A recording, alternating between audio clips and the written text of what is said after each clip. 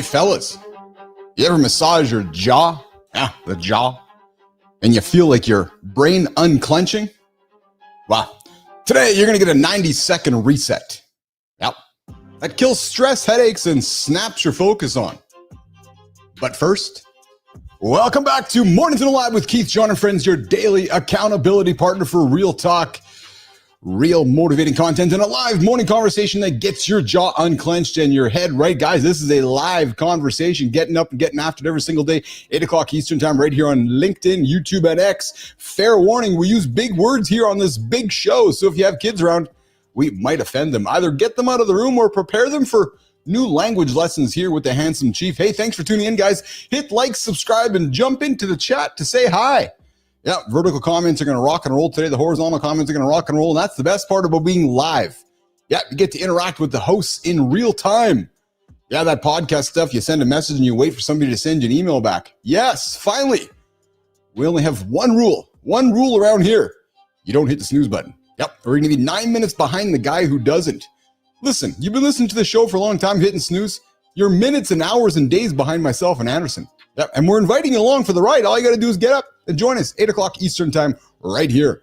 Let's talk about what's coming up today on the big show. First, yes, current conversations. So you know all the real talk and ridiculous talk happening around the world. Yeah, we're going to talk about a little bit of craziness happening all over the planet. Maybe some conversation with the guy with orange hair. Yep, true story, dumping shit all over the planet.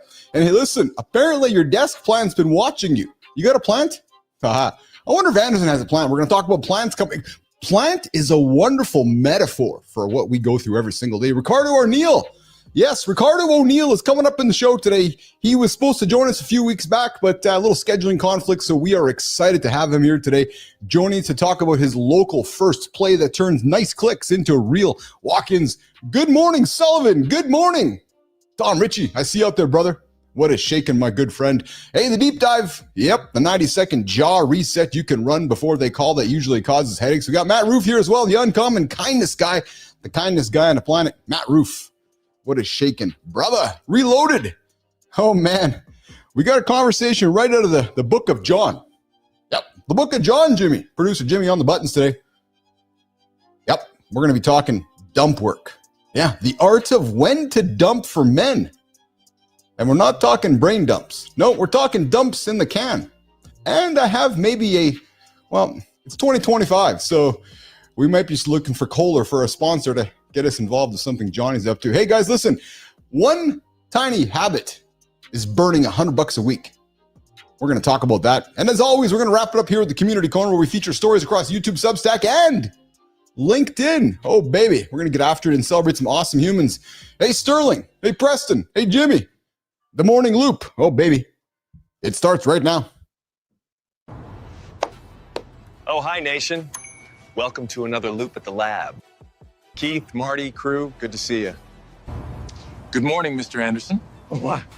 Sterling, if Jon were a Judgy plant, what would he be? Jon's in a league of his own. He'd be a Jon Andersenia misreadensis, known for mislabeling bromance as romance. Yeah. Apparently we're talking about Judgy plants, nation. Who even comes up with these topics? Probably Jimmy. I guess it has merit. I mean, if I were a plant in Jon's bathroom... Don't go there, man. Now's not the time. Oh, right. There's a perfect time to poop. And to talk about it, apparently. Oh, yeah. It's gonna be another fun day at the circus. Let's get it rolling, fellas. Keith, plants or poop first? We won't judge.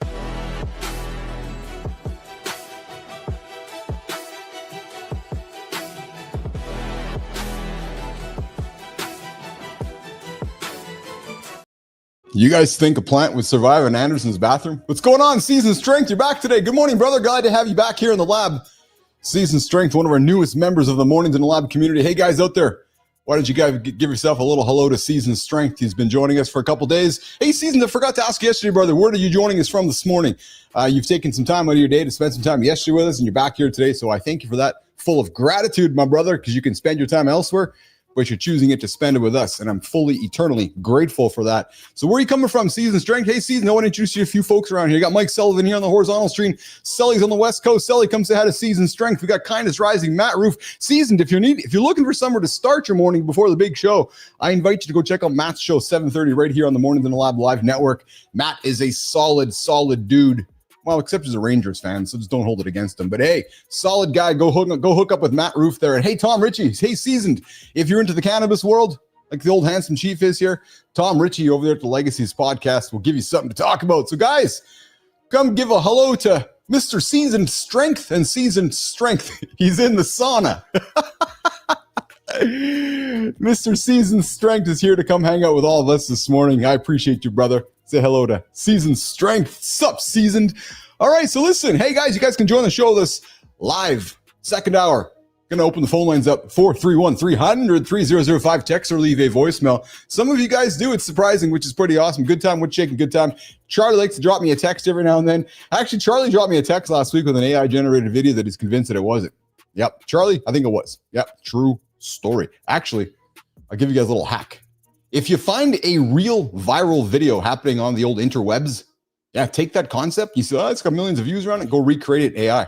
Yeah, true story. It works. Hey, and to those of us that are watching, not live, I invite you to come and see us in the Mornings in the Lab live community where we keep the conversation going. We got Jimmy there, Melissa there, Rahima, Patricia, the whole gang's getting after it every single day after the show is going on.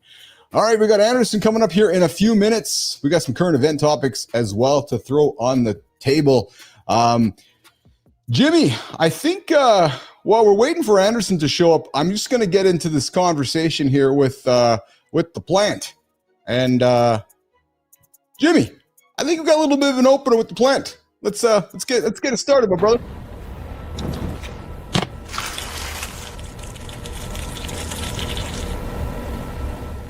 Don't judge me. I see it. I'm late. Sun on, water in. Now we both focus. Stuff there. Good job there. Jimmy, producer Jimmy. You guys noticed we're creating some new content here on the show, creating some new openers. Sora 2 has been game changer. Yep, true story. And that's a little Sora 2 clip there to get some things introduced. But hey, guys, you ever feel like your desk plant is silently staring at you? Yeah, or the crumbs and your calendar. Well, I think the desk plant has more influence on us than we consider. Jimmy, I see the Jonathan sitting there hanging tight, waiting for us. Let's bring in Mr. Anderson. We're talking plants right now. But it's funny because you turn a funny trope into a habit can actually boost that morning mindset. I'm fine. I'm totally fine. This is just cortisol kicking in, baby. Rock and roll. That was pretty good. How are you, brother? How are you, brother? I'm good. I'm good. I'm definitely definitely tired with the extra activities going on, but I'm real good. So that's good, man. Good, tired. That's good. Yeah, we've been talking. We got a couple fun conversations here on the show. Hey, Season Strength's back here, Johnny. Johnny said how to Season Strength. He joined us yesterday. Say that one more time, brother. Seasoned Strength joined us yesterday, and he's joining us here today, all the way from the sauna. Oh, you said join us like he came on the show? Yeah, so Seasoned found us yesterday. Seasoned Strength. I remember. He had some good shit to say. Yeah, he's back here again today. So, and he's joined us. He was standing outside the gym door this morning before the show opened, and he's here this morning, and he's hanging out in the sauna. Oh, okay. I thought when you said join us, I thought you meant he'd like called in or come on. Like, holy shit, man. So is it, do you think it's appropriate for our audience to be sitting in the sauna, probably half naked or naked, listening to Keith and John? Well, dude, you fucking think about me butt naked in the shower. I knew you were gonna go there. So you can't judge them for shit that you do. Don't throw stones at them, you fucking weirdo. Hey, how was fishing with the grandson yesterday? You know, we had that really good day where we got 4 in, and then we were a little snubbed after that. We got some on, but we didn't get any in. Terry actually got probably the biggest one. But it was so fucking big when she went to go pull it up on the dock, it broke the line. Oh, no shit. Yeah. No kidding. Eh? Yeah. Yeah, it was a largemouth bass. His mouth was huge. Oh, yeah. I mean, it's crazy. If you've never seen one of these fish, dude, Oh yeah, I've open done open their mouth. Yeah, Their mouth is bigger than the rest of them. yes, yeah. I've done a ton of fishing here up in Manitoba here, actually around the country. I thoroughly enjoy the sport, the art, the relaxing issue of fishing. But it's funny, John. I used to go fishing up at a lodge up here just north of where I live, and I would tease our guide all the time because we get into the boat, Johnny, and we drive like 90 minutes, 2 hours to his fishing spot. And we'd get there and I'd stop and I'd laugh and say, okay, so we've just driven over 8 billion fish to get to a spot where you're convinced one's going to bite our bait. So no, we couldn't have fished along the way. We had to go over the 8 billion that are underneath us to go to this one spot to catch this one you think is going to bite. So I find that quite, and what I love about fishing is that the fishermen are also superstitious. Like, oh, this is the best fishing hole. I got to go here. Right. So and they somehow, especially like out in the ocean, they somehow know where this is. Like, Jesus Christ, this big open, like finding a landmark that doesn't have a landmark in the middle of the desert. You know what I mean? I went fishing in the ocean a couple of times. I was at a conference with ICUC years back. So we were up in Miami. The guys took us out fishing. And after that, I was convinced that it was just a big scam because I'm thinking to myself, like, they're like, oh yeah, we're going to go get you guys some fish. And, you know, they went through all the motions thinking, we didn't catch any fish, but it was just one of those, you know what I mean? It was like, yeah. Anyways. Yeah. That's a tough one. You know, in Mexico, yeah, you actually have to be careful because these dudes will, at least in San Felipe, you know, like in Cabo, it's a little different. You know, it's more Americanized companies, but you know, these guys they charge a fair amount to go out. Oh, of course, cheap for us. Yes, but to them it's a shitload. So these dudes will take some major fucking risks with weather. I was just keep it going. Like, that's a dangerous business. Are you out of your fucking mind? It's a dangerous business. I know. I'm saying dangerous with air quotes because it is dangerous. Why? Because we don't consider, I'm going to say the normal human doesn't consider what they go through to make us tourists happy. I want to go fishing. Okay. And, you know, and to your point, it's like, you know, they're trying to put food on the table. So they're like, okay, I'm going to circumvent what the weather is telling me to go and take Keith and John fishing, even though it's probably not the best day to go fishing. But it's, I've seen. Have you heard of the clicking going on here? Yeah. You're trying to get your cigar lit? They won't light, dude. I know. I'm watching. Jesus Christ. It's like, what the fuck? I just put fluid in this thing. Seasons, I think you're right. John would probably be a great rugby player. Hey, Anderson, I did play rugby. Oh, yeah. There you go. Rugby. Oh, there you go. There you go. That's awesome. I was an inside center. Oh, nice. Yeah, my junior year, I had more tries. That's their touchdown. I had more tries than the rest of the team put together. Oh yeah. Hey, we got Will Array of Will here. What's shaking, Will, my brother? Oh man, I love Will.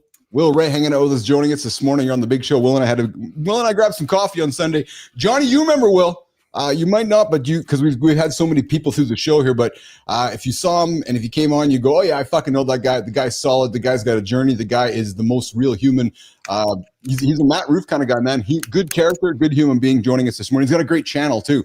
And it's funny because him and I had a chat on Sunday about the world of content and YouTube content and live. And he's like, everybody says you got to stay in one niche. I'm like, no, man, you got to make what's important. We're living in a world of interest media now, not social media. Right. So people that are showing up for our show are interested in things that we're talking about. It's interest. Right. And it's a shift. So don't put yourself in a box, guys. Just like a jump starter. Yeah. Yeah. Speaking of a box, do you have plants in your house? Are you a plant guy? Terry's a massive plant woman. Yeah. I could honestly give two shits, although I do like them. Yes. You're not going to get me. I love the plants outside. Yes. I know you do because yeah. Like our palm trees here, dude. They're just, they get to a certain point awesome. where they're just growing now. Like, holy shit. We came back from Mexico. Yeah. Because we lined the driveway. Right. And came back from Mexico and we got through the gate. It's like, fuck, it barely fit the car down the fucking thing because they need to be trimmed. You know?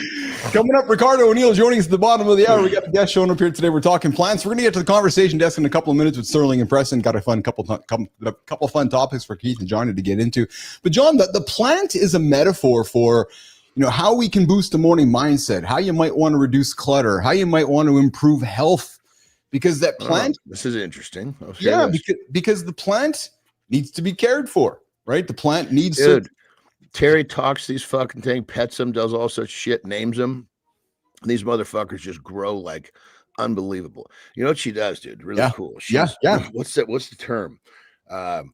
She propagates. Yes. Well, it's interesting to hear you say that, because there's some folks, and Petro, ears down here. I'm not saying science. There are some folks that would say that, hey, put some comedy in place with your plant, right? Put some personality around it. Use some laughter to open up some real talk with your plant about your goals. And John, your plant could actually be your silent daily accountability partner. And they found that the plant feels and understands more than we thought. Yes. So maybe mood and productivity, maybe office greenery or house greenery might be associated with lower stress and higher perceived focus, right? I love all the green and the thing that they give us. It's something that it's just not in my level of interest is outside and inside. That's the best. Yes. Well, but I hear you. What I enjoyed about this topic when I found it was that, so we talk about behavior stacking. We were talking about the microwave yesterday. We're talking about, my uncle who's struggling with getting on the toilet, and hey, let's just do some squats at the microwave, right? Well, hey, listen, you place your plant beside the object that you forget to use constantly. Well, seeing that plant might actually stack a habit next to it. Right, so using visual cues, right? Because the plant is a living thing. It's not a set and forget it thing. So you're always looking at, you're coming at. So I can see a little smile smirking on your face. So there's an idea there that might work for somebody who's struggling with that. What they say you got to, before you have a pet, you got to keep a plant alive. Oh, really, eh? Yeah. If you can't keep a plant alive, don't get a pet. Well, it's funny because first step is a pet. It goes plant, pet. Then you can think about being a parent. I was going to say that's how relationships are, right? You get together in a relationship, then you get the animal, then the kids, or I guess what you're saying is you get the plant first, right? So, because if you think about it, it's like you can water a plant every day and still kill it. Yes, absolutely. It's not just this mindless rhythm. You actually have to be understanding what you're doing. Yes. Yeah. Well, yeah, I know you're absolutely right. So guys, if you got a plant, consider it. Think about it. It might be more important than you actually think. Use the joke to drive the change. One plant, one card, 1 60-second reset at a time. You do not need a perfect plan. You just simply need a next step.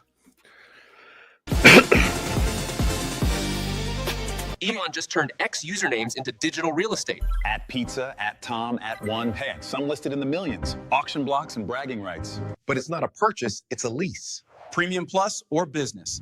Downgrade, and the landlord takes the at back. Gemini's quietly eating into ChatGPT's lead. ChatGPT slid from 87% to 74%. That's movement, not noise. Nano Banana goes viral. Gemini downloads spike 331%, tops iOS. That's distribution doing work. The UK 2000s Rock Top 10 just dropped. Big unit numbers. We'll unpack it, but first, what's your favourite rock song of all time? Drop it in chat.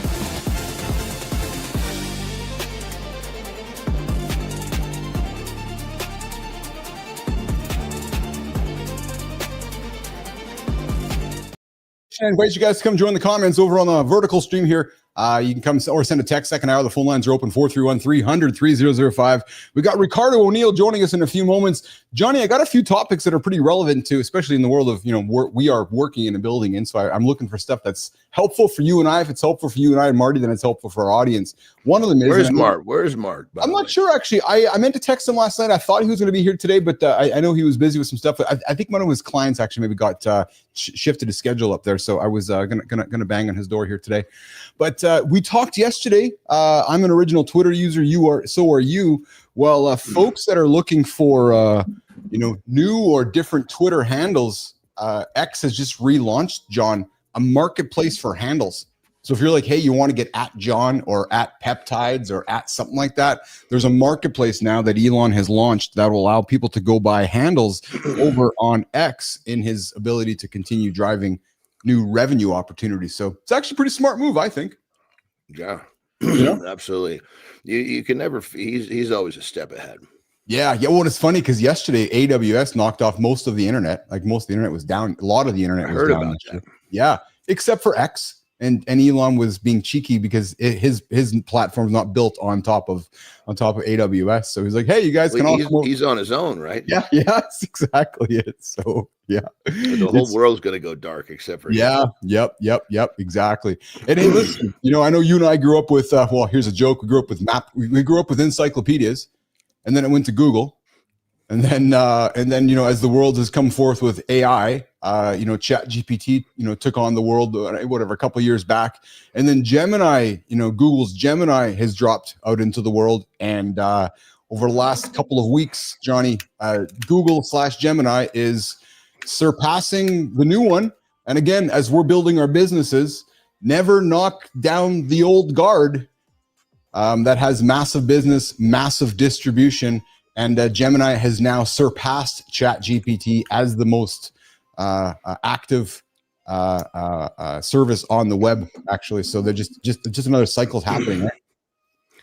Can you imagine the I don't know, forgive the terminology, like the server and the bandwidth that these certain websites must have to deal with, like billions of people coming in and out of there? It's unbelievable, isn't it? It's actually quite unbelievable when you think of the scale of it. Well, here's something too when you think about this. I saw an image on the weekend about somebody who had an eSIM server farm over in Asia. eSIMs, you know how we have SIM cards in our phones, John? Well, so you put a SIM card to make it work. Well, there's some electronic SIMs where you don't have to put the SIM card into it. Well, I've seen videos where there's these buildings with walls of phones that are all plugged in, right? That are constantly running. And they took one down on the weekend. But it just, when you see that imagery of thousands and thousands of phones messaging a platform, it makes our little one message here, one message there pretty meaningless, doesn't it? Oh, God. Yeah. Look at the volume. Right, the volume that some of these platforms are shifting content out there, and I know nothing about this stuff, and it amazes me. Yeah, no, I hear you, And hey, I don't know if you're on Blue Sky. Blue Sky is the opposite of Twitter. There's the other social platform out there. I don't know if you're on it as well, but Blue Sky is more of a, I'll say more of a liberal, blue, democratic type platform, where X would lean probably more, right and more conservative leaning. Well, on the weekend, the White House dropped on over to Blue Sky and decided they'd drop a few comments into the platform. Well, they banned them. They kicked them off the platform. The White House. Yes. God damn. But you know what that does identify to me, John?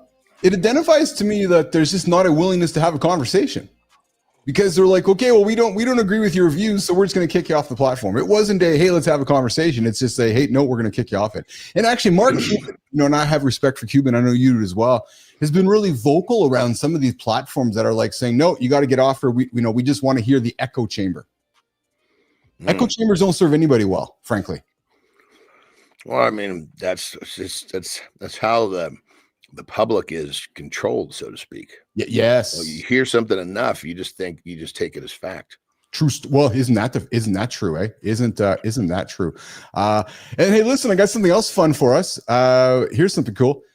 10 of the biggest rock albums of the 21st century were dropped over the weekend. What do you think the number one was? Because this is stuff you and I grew up with, man. What do you think number one? I was surprised by this one. Number one, the 10 UK 2000s rock albums of the 21st century. You meaning they came from the UK? Yeah. So, but I'm going to suggest that there is much here because they're North American stuff here as well. The Rolling Stones from the UK, I think they are. Yeah, but this band is actually from your backyard. That's a good question. I don't know. Yeah, I mean, my mind goes to the ones that have been doing it for 50 years. Right? Yeah, Metallica, maybe. Metallica. Yeah, actually, Green Day, the number one album of the 21st century. Yeah, American Idiot. Yeah. Wow. I mean, they hit hard when they hit. They did, yes. Well, so 6 million plus units, and it was very much, and as the article went and talked about it, John, it was very much like a global anthem, right? It was deeply human, statement of defiance, right? And it was, I remember when it came out. I'm sure you do as well.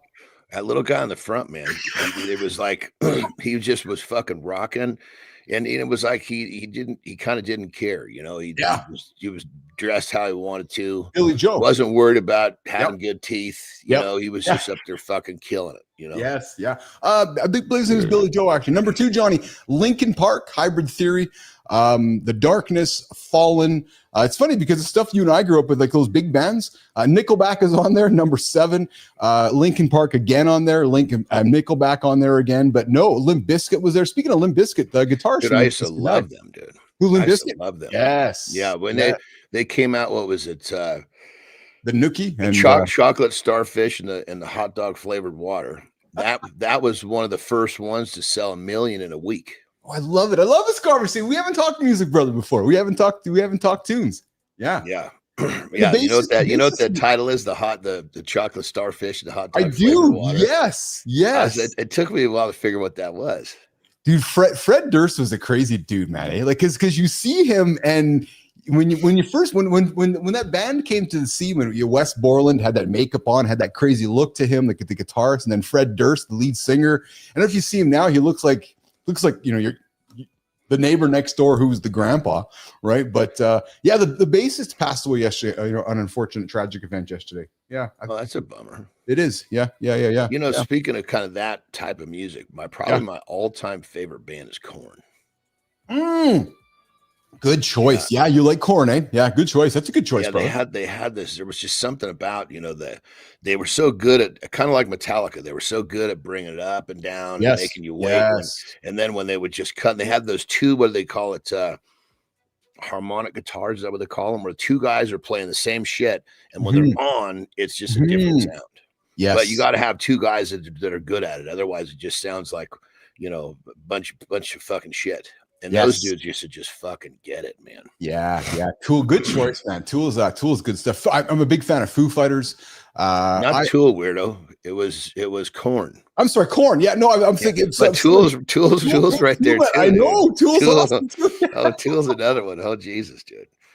Yeah, some of those I had a buddy of mine that went to one of their concerts. He's like, dude, they came on and it was dark.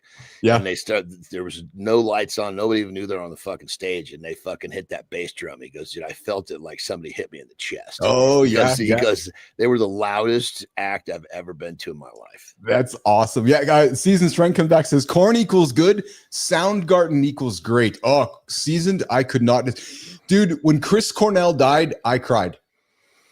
We lost a voice, man. Chris Cornell, Chester Bennington, Tom Whelan, those 3 voices for me, Stone Temple Pilots, Linkin Park, and Soundgarden, those 3 voices, John. I was training with AJ at the gym back then, man. We would do like music-a-thons in the gym when those guys died, man, because we don't find voices like that in today's music. Yeah, the voice that I liked in that group, which we didn't mention, was Alice in Chains. Oh, yeah. His voice was Lane Staley. Yes. Dude, and if you never saw him, you'd think he was some fucking massive dude. He was just this fucking drugged up 90-pound with this voice that was like, yeah, poor guy was really messed up on that shit, though. You know a song I really enjoy too is Sounds of Silence. The lead singer redid Paul Simon's not Soundgarden. You guys know it. It's on the top of my tongue right now. Anyways, another great piece of music. But I love how music brings us together. And it's funny because our artists. Oh, we got as our artists age. We age with them. But then you see them and you're like, I don't look like that. I saw a picture of Vince Neil recently, lead singer of Motley Crue, and I was like, oh, that's not the Vince Neil I remember growing up with. Yeah. It's crazy. I mean, and you see like Metallica, man, these fucking guys still get it. Dude. To this day, one of the greatest movie scenes I love is when Metallica did their behind the scenes movie. How was it again? Something Monster. Yeah. And there was this scene there where they invited Jason Newsted into the Robert Trujillo into the band, and they said, "Hey, would you be in the band? Here's $1 million." Is that back when $1 million was like a lot of money? And there was that scene there, and he didn't know what to say.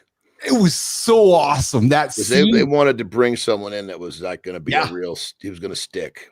So cool, man. So cool. The crazy part is like you look at some of these guys, or that band, and there was so much turmoil, obviously at different points. And kind of like Motley Crue, they just realized they were just they had something together, and they just didn't realize it was just fucking deal with it and keep going. You know, isn't that true, right? It's like our the motley of our crew is why we work. So let's find a way to make it work, right? And even though we might not like each other, or even though it might not work, there's enough money for us to figure it out. And but as we see, it's coming to a head now with Mick Mars and some of the band and some of that. Hey, what's shaking, Cal GS? Welcome to Mornings Live with Keith, John, and friends. We're having a music conversation before our guest Ricardo O'Neill joins us in a few moments. Hey, when you cut me loose, I got to walk to the fucking main house because my daughter's in the guest house. I got to walk to the main house, take a piss, and light my cigar. So it just might be a hair bit longer for me to get back. That sounds good. Okay, I see that. I see your note there, Jimmy. Thank you for that. We got his camera is not working on the horizontal feed. Seasoned Strength, Rusty Cage, bro. That's my favorite Soundgarden song right there. Yes. that's fucking. It's just started off with that guitar. Yep. What the fuck? Yeah. Was that a guitar? Holy shit. Yes. Yeah. And then Chris Cornell, when he starts fucking belting out that, when he would go, dude, it was like, holy shit. You know what I think is pretty cool about music, John, and especially the artists we're talking about. And I don't think we associate enough about what I'm going to say next, because it's an artist and because we don't think of it as like a physical or the work that goes in. Hear me out.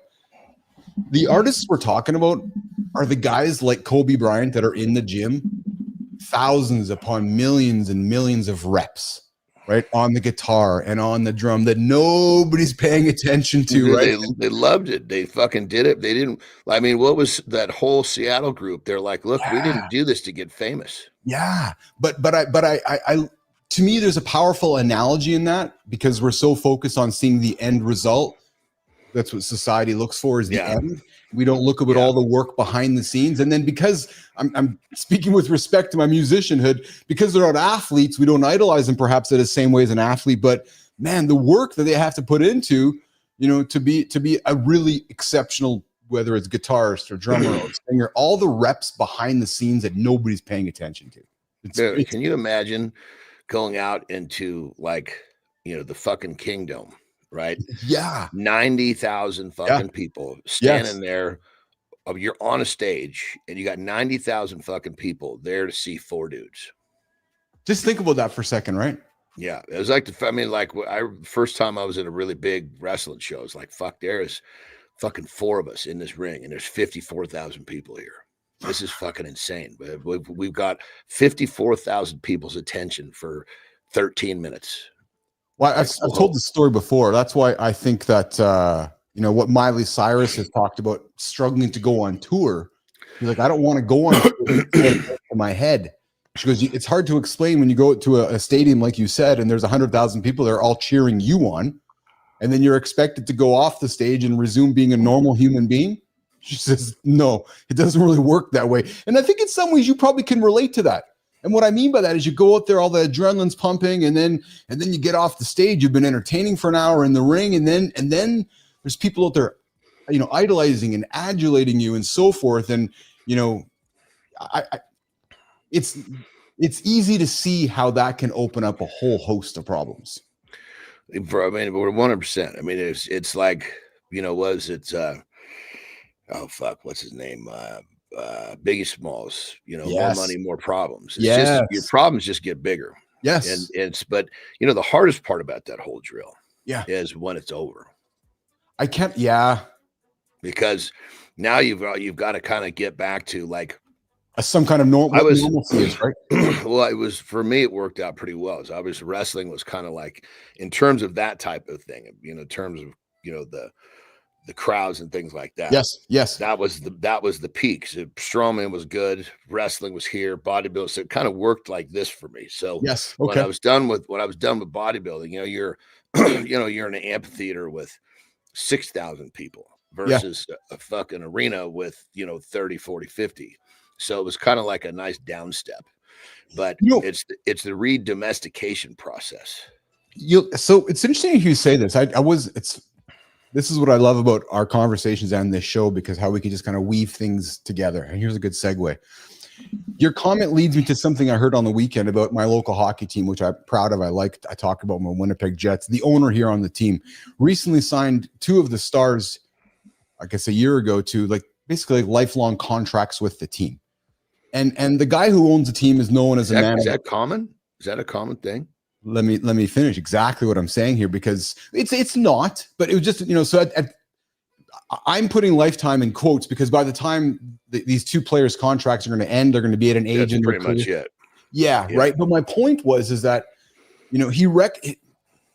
to paraphrase it all, he recognized that these were pillars of the team, and that instead of treating them like assets, treated them like humans. Like I need good hockey players anyway. So I it's that old adage of, what you have instead of what you don't know behind the door. So I might as well keep what I have. But what I like about it is that he's basically made a commitment to you as a human being. Your identity as a hockey player, props probably for the rest of your life. I'm now going to remove something from that's going to happen to you in 8 years when your contract is over, which I've seen happen to many hockey players and athletes. Your identity goes away. Like, oh fuck, what am I now? So what I'm suspecting is actually happened now. He's like, hey, here's a contract. When your days are over, you probably can work with the team. Don't worry about who you are as a human. We got you. You see him getting at? He's not treating him like an asset, like a human. I that touched me, because there's value in that, because we hear too many athletes, too many people that are working for somewhere that then get kicked out. I'm like, okay, so who am I? What am I now? Well, it's like a partner in a law firm. You do well enough, they build around you. You become a partner. Yes, that's exactly right. It's exactly right. Yeah, like my main guy, he's a partner in my mentoring company now. That's awesome. Yeah, there you go. He's got a home. I refer to this as our deal. Beautiful. I like that. All right, well, listen. So Ricardo O'Neill's going to reschedule. Has some technical difficulties. Jimmy, let's cut Johnny loose. He can go to the restroom. He's going to go walk over to the restroom and grab his. More importantly, I got to fucking light this son of a bitch. I believe me. I know how it works, brother. So let's get you over there to get that cigar lit up, and we'll do a little reset, and we're going to keep the show going here on Mornings in the Lab with Keith, John, and friends. Coming over to the comments, guys. Talking music, talking current events. I got some did you know for the table here. Actually, Jimmy, I got a did you know from last night that I am actually going to see if I can pull it up here outside of what we have on the table here. Petrocelli, nothing worth doing in life is easy. Yes, and pride cometh before the fall from season's strength. True story, season. And we got Cal GS as well hanging out with us there in the lab. Guys, I'm not ignoring you. Just looking for something here on my phone. I think I have something that might be kind of interesting here that I can throw on the table here this morning that is outside of what we currently have ready to rock and roll. But anyways, Jimmy, okay, let's do this, Jim. Let's get ourselves over to the prank conversation, Jimmy. The Dumb Shit Award this morning. We got a Dumb Shit Award, guys, this morning. And I think, Jimmy, you got a little opener for it. Jimmy, if you're ready, let's run that opener for the Dumb Shit Award this morning.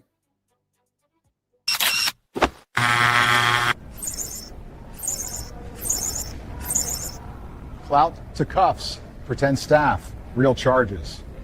Attention isn't achievement. Be unignorably useful.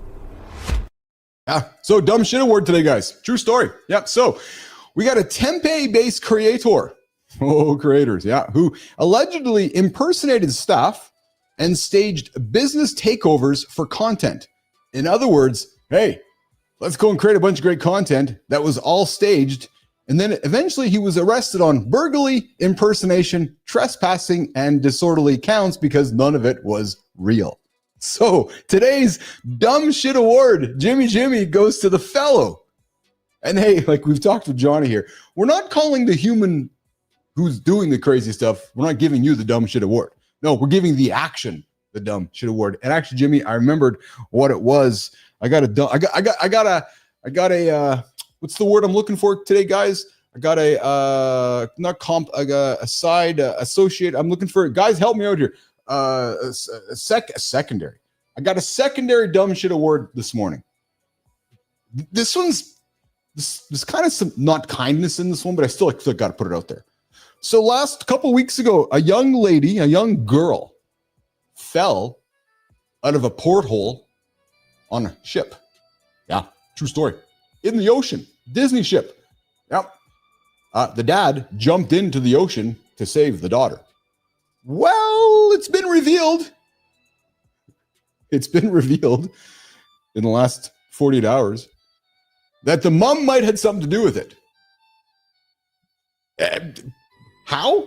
Well, she might have been encouraging her daughter to sit in the porthole for some Instagram content. So, just saying. Something kind of crazy about that whole thing. We are always pursuing the moment, and the moment that the daughter was sitting in the porthole, the daughter fell back into the ocean, and the mom got her Instagram moment. And it's interesting because the cops pieced it all together when they pulled the phone up, and they're like, hey, wait a minute, how come oh. So, honorary dumb shit award. Yes, to the mom last couple weeks ago who decided to put the daughter in the porthole and watch the daughter fall back into the ocean. Yeah, I don't know. I don't know what to tell you. I don't know what. I'm just the guy delivering the messaging, guys. I'm just the guy delivering the messages. That's all that I'm doing. Yeah. John Petricelli, dumb shit award trophies, brilliant and priceless. Yes, we're gonna get better at it, man. I think this piece here is gonna circulate well on the social channels because folks just, there seems to be Petro. What I'm learning, dude. There's no shortage of dumb shit on the planet for us to talk about. It's just finding the good shit to talk about. All right. Hey, Jimmy, we got a did you know topic as well that I thought was pretty interesting. And let's throw this one on the table, Jimmy.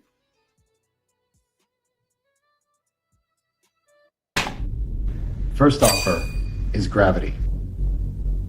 Set it. Then shut up. Watch the room lean. Anchor high, negotiate fair.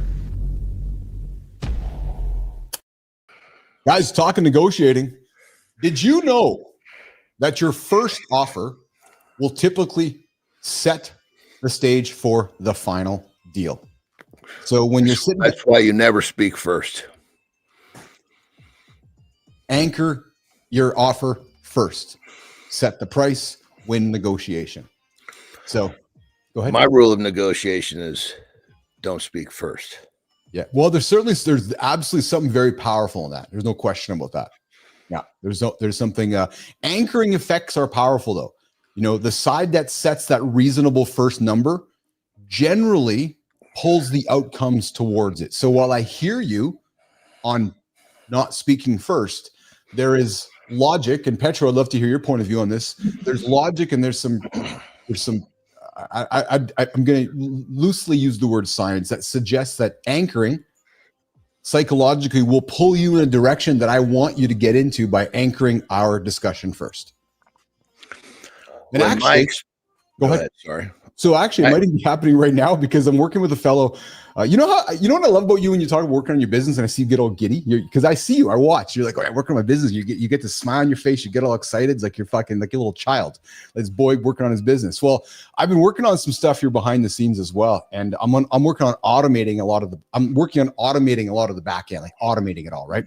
And I was talking to a fellow over the last 24 hours. He's overseas, and this is exactly what's happening. I'm anchoring our offer right now on what I want to pay the fellow and what he wants me to pay him. So it's interesting because he's like, how about this? And he's made the first offer. Well, there's something to be said for it. He's probably going to pull me in the direction where he wants to go. And there's some power in that. So the flip side is you get a clear understanding of what needs to happen. Yes. What the job is, what it isn't, what the guidelines are, what the finish line is. Yes. And then in so many cases, that person or a company will put something on the table that may have been better than where you were going to try to go. Yes. And so, because what I've found is as I improve in my life, I sometimes don't register the value in myself that the people around me see. And so I'm like, wait a minute, holy shit, I'm really selling my, because there's when I was younger, there's so many times where I was like, this is what it's going to take. I was like, fuck, I guess I undershot that one. They just take it versus there should be a little side, little something, little back and forth if you're close. Right. And so even when that happens with me, like the other way, someone puts something on the table. Yeah. I'll still make a little wiggle. Because I want them to feel like they got a good deal too. 100%. They're going to get a good deal. So I'm going to deliver like a motherfucker. Yeah. But I've just found myself as I improve, that a lot of times the perception, my own perception, and Terry says I'm really guilty of that. Of undervaluing yourself. She says you don't give yourself enough credit. Yeah, I'm gonna suggest we as humans have a natural tendency to do that. Perhaps I know I'm the same way. I struggle with my value, and so I'll play. Let's go here for a few minutes. I struggle with my. Actually, I'm gonna suspect you're the exact same way with what I'm gonna say next, because the things that come to you come so easily. Your value you take for granted. I'm the same way. So when I talk like my tech stuff and I talk about the things that I can do behind the scenes, and as you've gotten to know me and I share my knowledge with you and we talk, like I was talking with Matt and teaching stuff. Like it's like me talking 1 + 1 = 2. And I'm like, doesn't everybody know 1 + 1 = 2? And people are like, well, actually, no, not everybody does. I'm using a simple metaphor, but I struggle sometimes with putting value on what I believe I take myself for granted. Am I making sense? Yeah, and totally. And as I kind of discovered, as you were talking about for you, as I discovered for myself, okay, what is it that's doing this? Well, if you look at, the successes that I've had, the timeline that I've found success is so much faster than the norm. So in my mind, I'm comparing my worth on a timeline, but not what I've achieved in that timeline. And so, like if it takes someone 10 years to do something and I did it in, 18 months, my value is still at that level I reached, not the 18 months that 18 months. Normally someone's value in X is something is to here, right? If I can get to here in 18 months, I need to realize it's not how long, my 18 months is different than most people's 18 months. Yes. So I had to eliminate. In my mind, I had to eliminate the time that I've been doing something. Yes. I think what I'm saying with you though is let's use peptides as a topic that you are so well, in and out, to a point where you probably have forgotten more that you know. Right. So what I mean by that is that there are men that want to be your customer, that want to work with you, that may have questions or may be seeking knowledge that probably can place much more value on what you have to offer, but because it's so normal to you and it's so like it's just what I do, you tend to probably diminish your value because you're not even aware of it, right? Where there's some man that might like normal to me is not as high level to most. Let's use this show. Normal to you and I is getting up and doing this every single day. Well, we've learned that it's not a normal for most human beings, where this just seems to be normal. So maybe as a result, we might place a different value on this. Where it's like, well, this is fucking easy. Like, why? Like, okay, well, again, follow my simple metaphor. Yeah, Keith and John will teach you how to do this for $100 a month. I'm just using a simple thing. When some guy's like, really, that's it? What do I got to do? Show up every single day? Oh, I can't do that. And when you're like, what's so hard? Like, that's just what you do. You know what I mean? So and this is where I get fascinated by the lawyer conversation, because you and I grew up with our parents saying, hey, we want you to be a lawyer or a doctor, because there was that knowledge of if you became a lawyer or doctor, you can charge thousands and hundreds of dollars per hour, et cetera, et cetera. Still to this day, if somebody said, hey, Anderson, what's your hourly rate? You might question what it is, when if there was a lawyer with your experience is like, oh yeah, I'm $3,000 an hour. But just because he's a lawyer and you're like, yeah, but I've done this, you might question with whether you're worth that $3,000 an hour. Because I know I do myself. Do you follow me? Mm-hmm. Well, yeah. Right. Yeah, 100%. I think it's a downfall, because I don't value myself sometimes well enough. I know I don't. Well, and the flip side of that, like when Terry busts my ass about, I need to give myself more credit. Yeah. That's also a blessing, because that's what continues to drive me. So, yes, I feel the same way, right? So then, okay, let's play this script then. Would you consider yourself an overachiever that is lucky to have achieved what you've achieved in life? Luck is basically nothing more than preparation meeting opportunity. I stay prepared. I knew you were going to say that, because that's what luck is, isn't it? It is Yeah, actually. That was like when I was, when I was like, I've been sponsored by nutrition companies for 20 years. Sure. Yeah. And I've not always been the top guy, and so when, they're always looking, new products are coming out. There's always looking for, photo shoots and, how many times they would call me because so-and-so wasn't ready. I can be ready tomorrow. Yeah. You've told me that before. Yes. Yeah. Send a fucking photographer. Yes. Yeah. Well, you know what's interesting, because here you say that, it relates even back to that conversation I was saying yesterday, and I'm going to introduce it next week with Alex Hermauzi about, the SPCL and how, creators on the planet value live folks over different types of creators, because there's something to be said for putting yourself vulnerably out there live. Right. So it's that same thing on, lucky live. No, I'm prepared. I'm on stage and I'm prepared. So there's no reason to be nervous live if you're prepared for it. Back to you. Hey, I need somebody to do my shoot right now because I got a magazine thing I can do. I can't find nobody who's prepared. Well, I'm prepared. It's the same mentality. I think it is. John Petrocelli comes back and says, Johnny, the research literature on anchoring is huge. We're talking about anchoring and negotiating. The most frequently replicated effect is the tendency to insufficiently adjust away from the anchor, even when it's thrown out there at random. Oh yeah, no, but keep in mind, a negotiation for me, before it gets that nitty gritty, there's going to be some fucking numbers dropped to anchor before the negotiation starts. I just don't do it.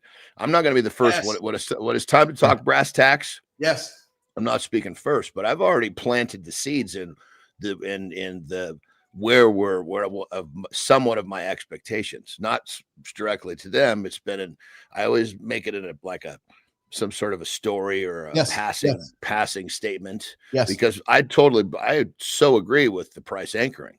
Yes. I just don't do it when it's time to go back and forth. Yeah. You're hanging out because I don't want to speak first, but I want that number floating around in the dude's head.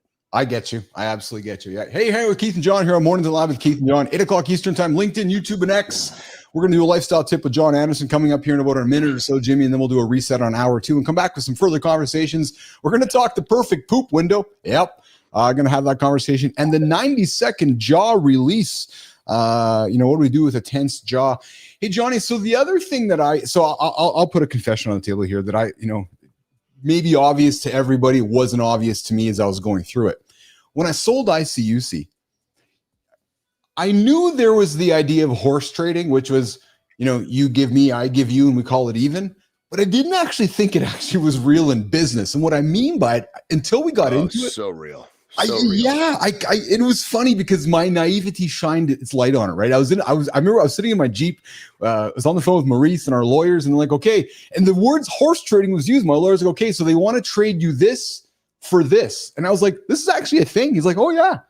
And it was one of those moments where I was like, holy fuck, this I feel like I'm a kid in the schoolyard saying, hey, John, I'll give you this Wayne Gretzky card for you to give me the Oral Hershiser card. And it's like a horse. And I knew of it in a metaphor, but didn't realize that was how it worked in the real world of business. And it just opened my eyes, man. True story.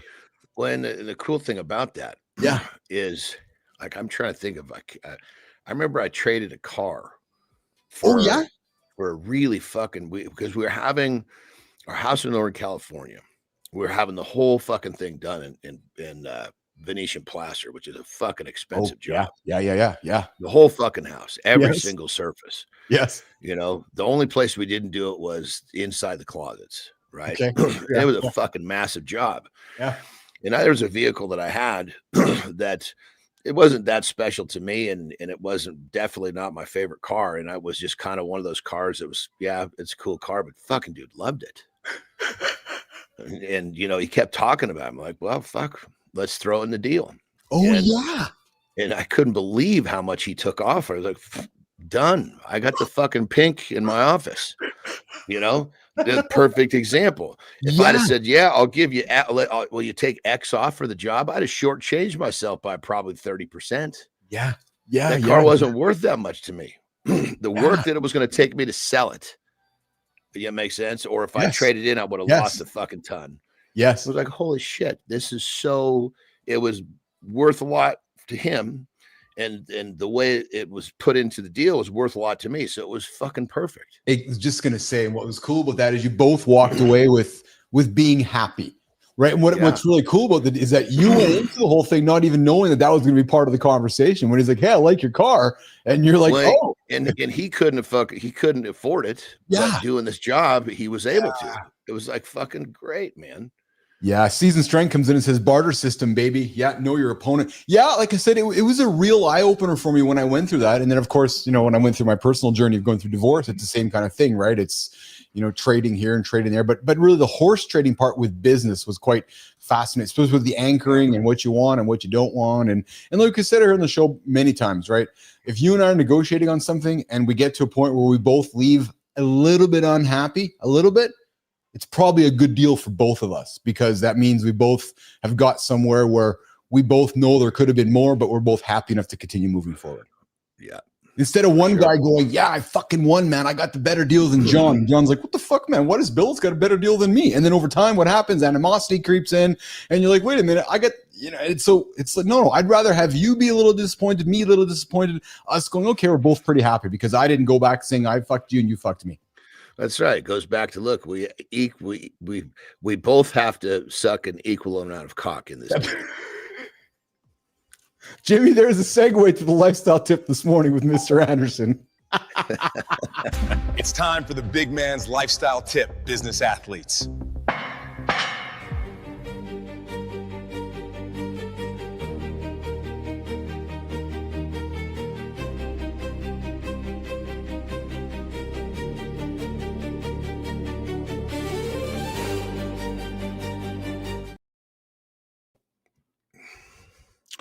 Tomorrow, later. These little phrases can literally rob you of everything you're looking for in your life. And we've talked about this in different forms and many, many different lifestyle tips. And I keep going back to it because it's one of these things where, see, your brain is always looking for you to be comfortable. And it feels good to say, oh, yeah, I'll do it tomorrow, because it makes you comfortable at that moment. But really, what's happening is that you're creating a habit to where you give in to the idea that doing it now is not the right answer. And in some circumstances, that might work. But generally speaking, I'll worry about it later. I'll do it tomorrow. Becomes this reoccurring habit. And you're going to wake up, you're 45 years old, you're going to look in the mirror and you're going to go, what the fuck happened to my life? What happened to all the cool shit that I wanted to do? Then you're going to have to square up, look yourself in the eyes and go, remember, you were going to do it tomorrow. And you see how this little tiny thing where your brain is just kind of trying to keep you in a comfortable, familiar spot doesn't seem like much right now in the moment. But when it becomes a reoccurring habit, it literally will strip your potential. It'll strip your future. And it's like a boa constrictor. You don't even realize that it's doing it until all of a sudden one day you can't fucking breathe. Well, don't let these little phrases take you into a place where you're not getting from your life what you want. It's just one simple change in your mindset. Not later, not tomorrow, right now. Rock and roll.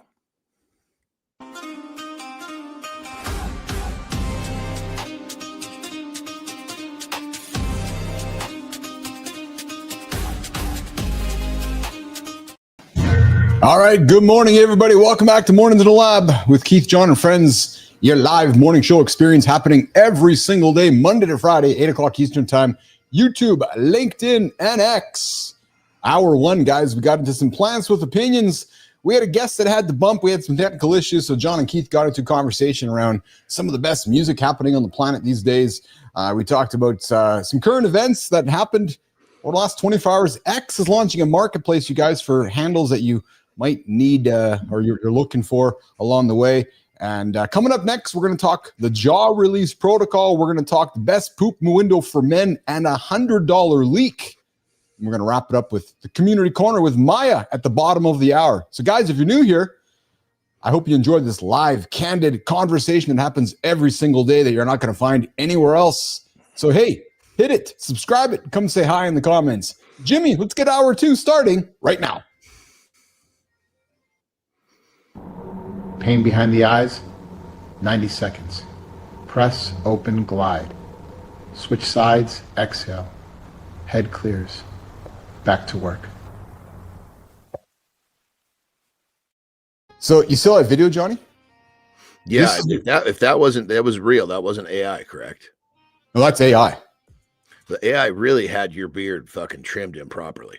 So I'm saying, man, that this is why I'm eager to get you onto Sora, because you and if it's going to trim my beard like that, I have no interest. No, what I'm saying is it's going to allow us to make videos together to promote the show. That so we're using these clips here. That what's fascinating to me, man, that was made from a 3-second video of my head going left, right, and then me saying 6 words, and it's making all these pre-cuts that we're trying out here. So it still it fascinates me, man. It's fascinating how well these things work. Hey, so do you when you have a headache or when you're stressed? We haven't talked about this before. Real quick, let me just I want to make sure I move some business some. So really you're waiting for me to get Sora done because it's going to be something that's going to benefit you, our doing show, what we do with the show. Yeah, well, fuck, you got to lay it. You got to tell me like that. It just sounds like you're just talking, having fun with jumping out of fucking helicopters. Oh, that's fucking great, but I got.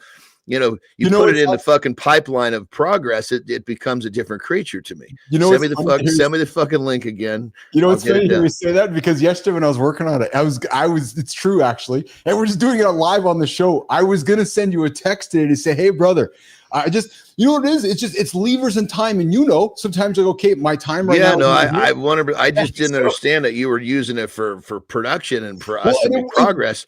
I just thought you wanted to this is a lot of fun, Marty. Let's have some fun. Well, I got a lot of shit going on. We'll have fun. It wasn't until the last 24 hours. That's why you're seeing these clips today where I'm like, okay, I'm ready to start having this conversation with Anderson. I got to get at, because I can do it all. I'll give you the steps. I'll say, do this, and just send it to me again with some 100%. Steps, and I'll get it done today or tomorrow. I know you will. And real quick, moving forward, brother. Yeah.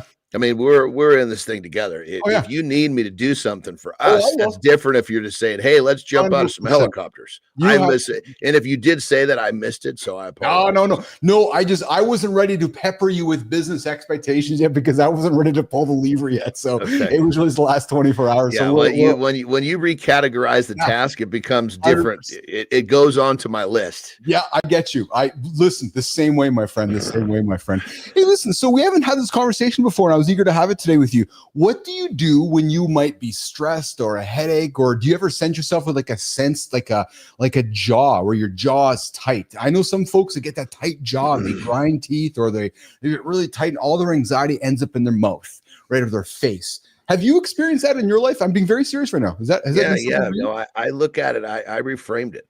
Okay. Most people are like, oh my God, my jaw, my this, my that. Yeah. It means I'm in it, man. I'm fucking going. Oh, I'm yeah. going. Yeah. It means I'm this is energy, and I'm not letting this energy it's going to serve me. Yeah. If I'm going to pay the consequence of having a tight jaw and a mild headache, I'm going to fucking use this shit. I'm not going to I need to stop and give myself a fucking ear massage. Jesus Christ. It'll be gone tomorrow. If I get my shit done, it goes away by itself.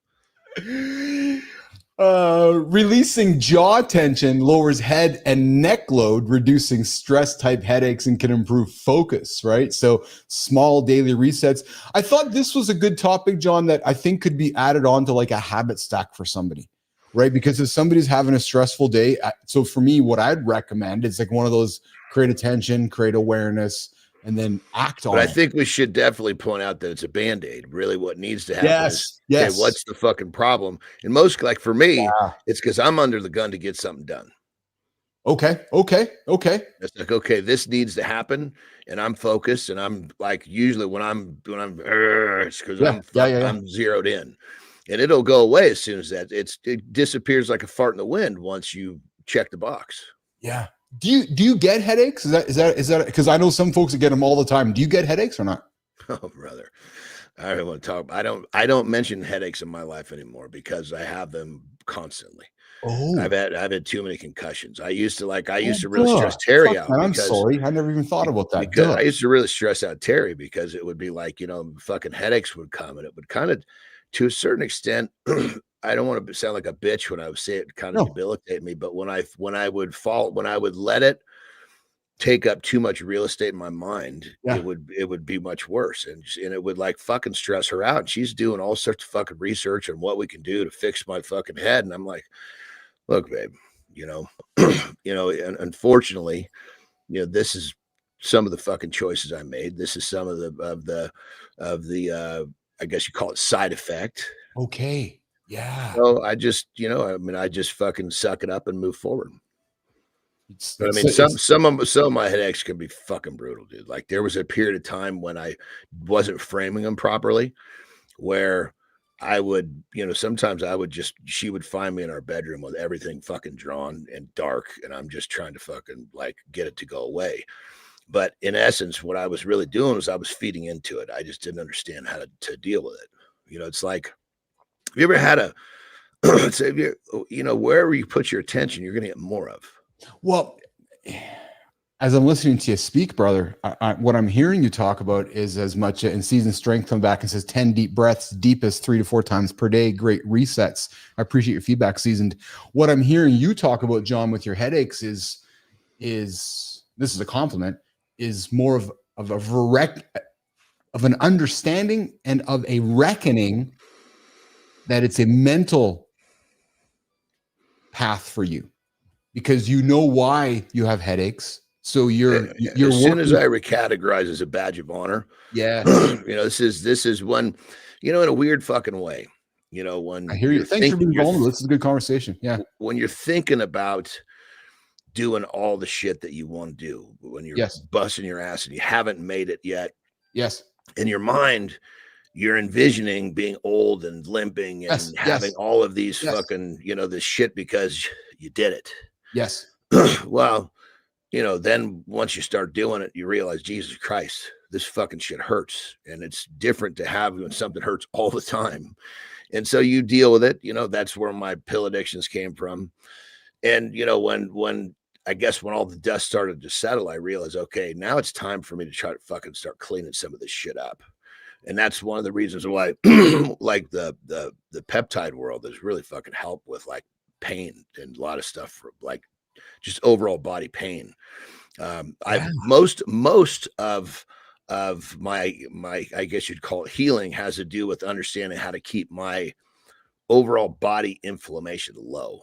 Like if I didn't do what I do to keep my inflammation low, I'm talking more internal. Yes. Then, my fucking body just kind of throbs and aches. So I've learned how to deal with that. And, but I guess what it comes down to is, you make a decision and you realize that I realized early on that this decision was going to have some consequence, and I was good with that. And so I guess when it comes down to it, that this is all coming, and it's real easy to say it before it's there, but now you really do have to mentally reframe. Yes, this is a badge of honor. Like the fact I've got some nerve issues, like some of my left calf doesn't really fire much anymore because of the S1 nerve issue. And it kind of sucks. It's a bitch, but that's a badge of honor that I'll fucking probably going to be a very difficult one to fix. But all I'm getting at is it's a mental position, Yes. And so with my headaches, that was a hard one because that was one that, especially in our society, people get really fucked up by headaches. And I think it's because of the way that I guess that's the simplest way to put it.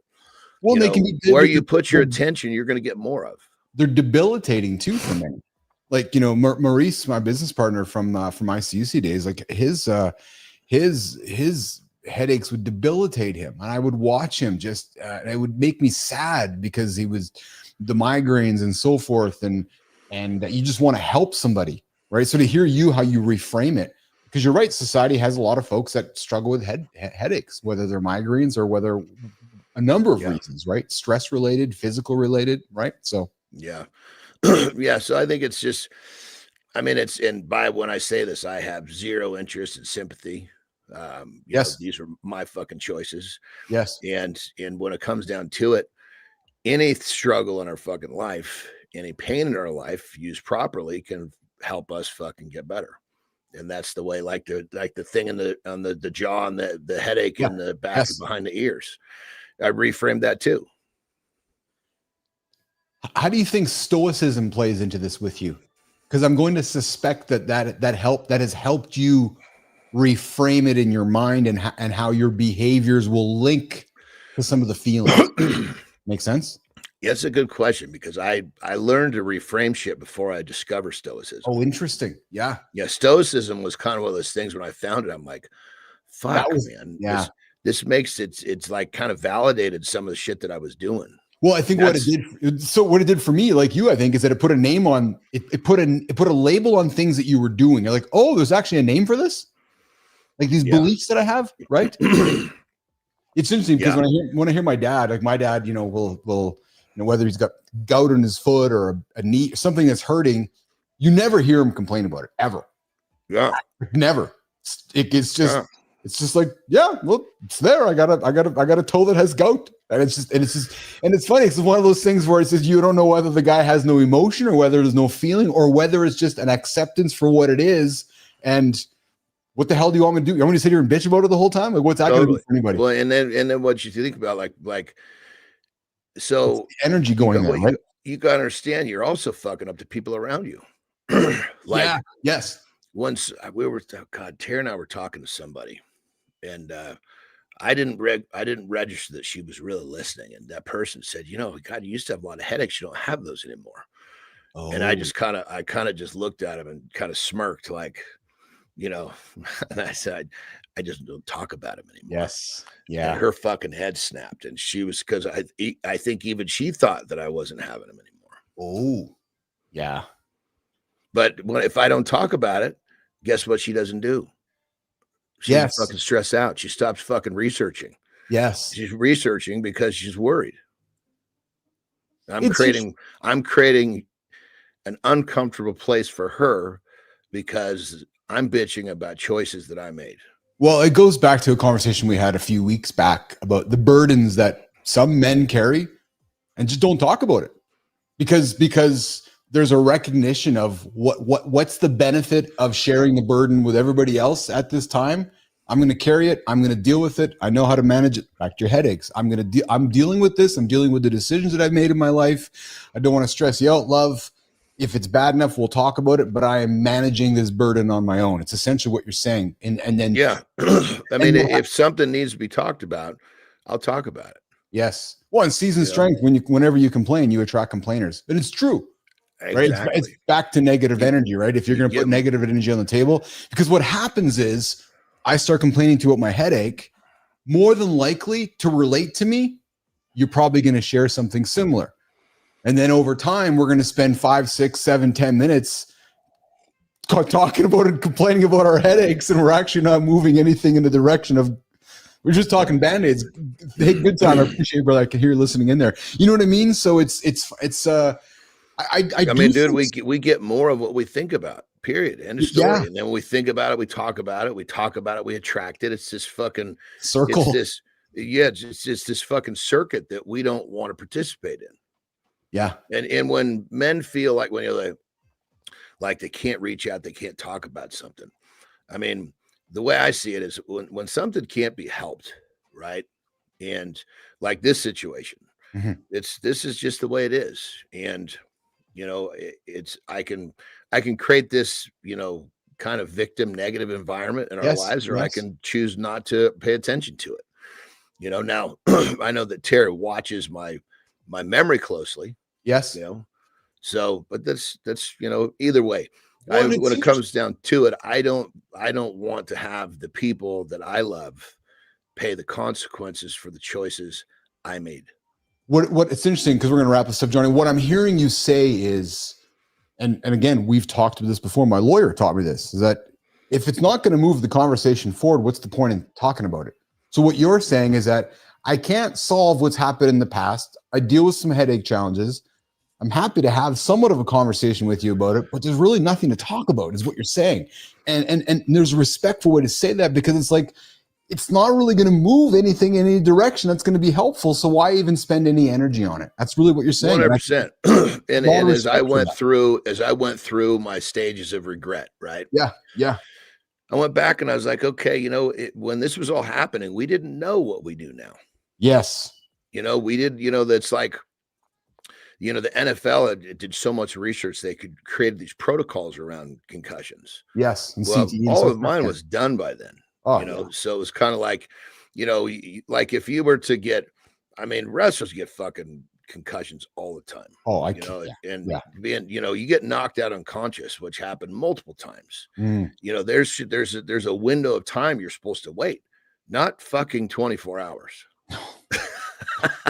Well, dude, listen, man, I nowhere near done anything that you've done physically. I just share that we grew up in an era, both of us, which was, if I was on the ice and I got knocked out on the ice, it was, hey, get up, shake it off and get back out there. Right. So the same thing, you would have been crushed in the ring, and somebody within your circle would have said, okay, you just shake it off, Johnny, get back out there. Okay, I'm going to get back out there. Right. And that's just kind of the world that we were in, because we couldn't see it. If your arm was broken and you're like, okay, well, the guy's arm's broken, I guess he's got to sit out for a while. Okay, great, his arm's broken. But with your head, 100%, 100%. And keep in mind, it's not just wrestling was my adulthood stuff. Yes. Fuck, I can, as a kid, living on a farm, fucking falling out of trees, jumping my fucking bike. I actually, on the ice one time, I did not have skate worth of shit. I went fucking ripping down there, feet out front, hit my head. I wake up and there's fucking 10 people standing around. I've knocked myself out probably half a dozen times before I even got into a sport where it was happening more often, So, but we just didn't understand at those times. So when I look back, it's like, okay, could I have done something different? Well, there was no protocols. There was nothing to follow. This is just what we did. So it's not like I did something. Okay, you shouldn't have done that. You did what we knew at that time. Why do you have regret? Yeah. Well, precisely. I could suggest to you that you were living. Fuck yeah. 100%. 100%. And using your body to live. And I have the scars to show it, right? Dude, we used to like on the fucking farm. My brother and I, we would set up these fucking jumps. And of course, I'm the little fucking brother. Yes. So, me getting fast enough to clear that fucking second jump. And how many times I'd come to that second jump and I'd hit my fucking front tire and just fucking face right into the ground. And I don't know how fast I was going. And next thing you know, I got him sitting me up. That's the shit that we did, Yeah, I'm laughing because I could see myself on my three. Remember before they had 4-wheel ATVs, they had 3 of them for a while. They're called trikes, and then they banned them because we had a trike, a 3-wheeler. Well, I remember one day going in my backyard, my parents, I was all cocky, young teenager. Oh, I'm good at this. Fucking pull a pop, a wheelie, no helmet on. Boom, boom, boom, pull the thing over. And then I'm next to my parents are standing over me and I knocked myself out. Same thing. I was like, oh. So that was the moment that the trike got sold. We got the 4-wheeler, and the handsome chief had to wear a helmet after that. So he did that crazy shit. And and Matt Roofer saying, I heard shake it off, you wimp for 3 days with a broken arm. And then, like Tom Ritchie, those were the death wishes on wheels. It's funny because these generational things that bring us all together. Yeah, just shake it off. You're okay. Okay. Because you couldn't. And that's the thing. We didn't know any better. No. And so it was like, again, it's not like, they were like, hey, you got knocked out, you need to take XYZ, and I didn't do it. Yes. Yeah. You know what I mean? Even as a kid, it's like, they would make sure that I wasn't sleepy until it was time to fall asleep, and then I would fucking go to sleep and I'd get up and nothing was changed the next day. We just didn't know any different. Oh, Johnny. Okay. Next topic before you get out of here, because this is a special Jon Andersen topic. True story. I'm curious to know what that is. Your best meeting might depend on this bathroom timing thing. Get rhythm, cortisol peaks, and a morning clear out plan. Jimmy, run the opener. Yes, it's a thing.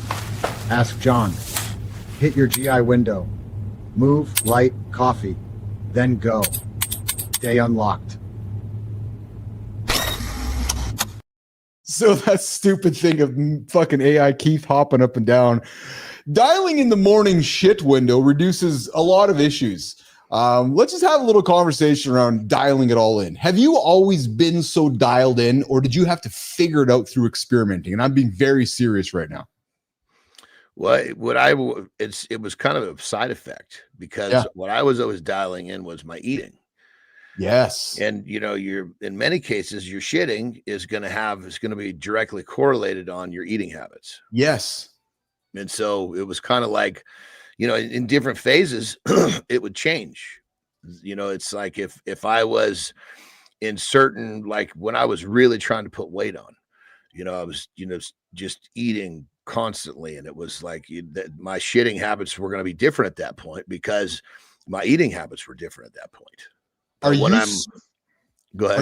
Are you super regular now? We're having a serious conversation, gents. Like, are you like once your morning is done, are you done for the day? Because I know you eat constantly, or do you have windows throughout the day where there's a trigger, right? You got your body's going, okay, food's coming in, trigger out. I manipulate my body. So with primarily fats, right? So on a day where my fat intake is higher, I'll have my morning dumps, but then usually it'll continue a little bit. So again, it's really I don't think that people understand that if I needed to make sure that I took one dump in the morning and was done, I could easily do that. It'd probably take me 2 days to get my body on that track. That's fascinating. That's why I love this conversation, the human experiment, because you know how to do these things. So here's another question for you then. Well, like with peeing, if we're driving to Mexico, I don't want to there's been times when like I was prepped for a fucking bodybuilding. We're pulling over to take a piss every 60 minutes. Yes. So So I can now manipulate my water to where the day before and the day of, in the morning of primarily, to where we can get down there with basically taking a piss twice when we're getting gas. So I'm going to make an assumption then that back when you were traveling extensively, back through your many careers, bowel movements on buses or airplanes or confined spaces were perhaps not ideal. So I'm going to make an assumption, because again, folks that are listening to this that will travel are thinking about how can I manipulate that? I'm thinking you manipulated yourself as well so that you weren't shitting on an airplane. Would I be correct in those statements too, where you're always having that awareness, where creating a routine, creating those habits, or you just didn't care, you had to go and you had to go? I see you smirking. Well, when you're on a fucking 13-hour of course, ride, you're good. There's a good chance you're going to take a dump. Yes. But on those planes, it's a bathroom. It's not this little thing you can't fucking barely get in and turn around. But there are times when I care about manipulating, times where I don't. I'm so regular, man. Like my morning, I have my coffee, I have my water, and then it just happens, and then I'm done for the day. It's just such a routine. Unless it's funny because I wasn't thinking about it until something you said. Unless I will eat some type of fats throughout the day, fats will trigger something for me. Or if I've joked with you before, renting a meal. Like if I ended up at Taco Bell this afternoon, just for whatever stupid reason, if I had that crappy your food, body's gonna go get this out now. 100%. Yes. Yeah. Like I can tell, like if I can tell you before I go to bed, if I'm gonna have to take a dump pretty quickly after I wake up or not. Oh, interesting. Because of what you've eaten. I can tell you what I've eaten for that day. I'm going to wake up and there won't be an urgency to take a dump. Other times I'll tell you, I'll be on the toilet within 5 minutes after being, that's not a trampoline morning right out of bed. Yeah. Yeah. Well, guys, this is real. I haven't been doing the trampoline as much. I was about to ask you, what's going on with the rebounder, man? Why'd you stop? Well, I just, I'm always kind of rotating stuff through. And plus we're in Mexico. We don't have one there. Oh, yeah. So I was on my burpee kick. Yeah. Yeah. But it's very manipulatable. Guys, mastering your morning routine includes mastering your gut. I'd encourage you to do that. And hey, if you got questions around that, gut health, skin health. Johnny can help you out with some peptide stuff in the peptide business. He can help you out with that. So please do not hesitate to go knock on Andersen's door. Connect with him here through the lab. But the guy can help you with any of that stuff. Speaking of John, I also found something yesterday, and I think I'm going to reach out to this company, Kohler. You know, Kohler, who makes taps and makes sinks, and they make, right? Well, I think I have Kohler toilets, I think. Kohler might be the first official sponsor of the Mornings in the Lab Live Network because they've just announced a toilet camera that you can install in your camera. It takes pictures of what happens in the toilet, sends it off for data analysis, and perhaps, Nation, we could do a regular Jon Andersen shit analysis on the show every couple of days, Jimmy, where we put the camera in there and Johnny does a dump and then we send it off for analysis. And hey, the human experiment. And I'm being 1,000% serious with this is like one of those fucking little rings. Yes. You know, that I will never wear one of those fucking stupid things either, because you know what it is? It's like when people, you know, I guess when we're talking about diet, right? Yeah. The way people eat. Yes. When you talk calories and you talk fucking macros, it's a very uneducated way of speaking. Right? Sure. Yes. Yes. So basically, but people understand that language, so they do it. Yes. You know, I feel the same way about, you know, like all of these things that read all your shit, you know, because my fucking body will tell you far better than that fucking number will. And so, you know, to have take a picture of my fucking dump and tell me XYZ when my body is giving me the true fucking feedback, to me, it makes no sense. But now, granted, that's me. I'm not saying this is for everybody. I've spent my life understanding my body. Yes. Well, but although it would make, you know, interesting and fun and crazy content if we had Kohler taking photos of Andersen's shit and we knew. Dude, I'll take pictures of my shit if we want pictures of my shit. Well, it's like you put me on some of these machines like that read, and they're all fucked up. You know, they don't know how to. They don't know. They're not really fucking set up. They're set up to understand the average man. Yes. Yeah. Well, there's some. Yeah. So there certainly is a percentage of folks that listen. There's more data than ever around us and available, and a lot of us want to look at the data and analyze the data and try to figure out the data, and whether it's right or wrong. You've chosen through your life and your lifestyle more analog processes, right? And that's why there's value in that, your experience and your expertise by doing it instead of leaning into the data. It's the same way when you look at a baseball coach, the data or the gut. Some guy going, I'm not looking at the fucking analytics, man. Those analytics are fucking children. My gut tells me that guy's going to be a good hitter. Yeah. Same kind of thing. Like I had a client a couple of years back, and he was using one of these fucking calculators. I don't remember, but for sleep. Yeah. And he's like, it's telling me that I'm not sleeping long enough. I said, all right, well, how do you feel? Because I feel fucking great. He goes, I wake up before my alarm. I'm sharp. I'm energetic. You know, he's sitting there wondering why the thing is telling him that he's not doing it right, but he's felt better than he's ever felt before. If that's not fucking confusing for the average man, I don't know what is. Yeah. Well, so that's why I've enjoyed when we use feelings as part of our conversation, because in a world of data, feelings don't matter. However, feelings matter very much mentally as we go through the actual life of a day. I'm feeling crappy right now. Yeah, because you ate crappy food, which is why you are feeling. It doesn't matter what the data is telling you. You ate bad food. You're now feeling shitty. You don't need. Let's just say that let's say you did like a marriage analysis that was based on numbers, right? Yeah. And it says the outcome says your fucking wife is very unhappy, but your fucking wife is jazzed. She's happy. She's in love with you. These numbers, all they've done is distracted the shit out of the situation. Yeah. Yes. Hey, before you go, one small habit might be costing you $100 plus every week.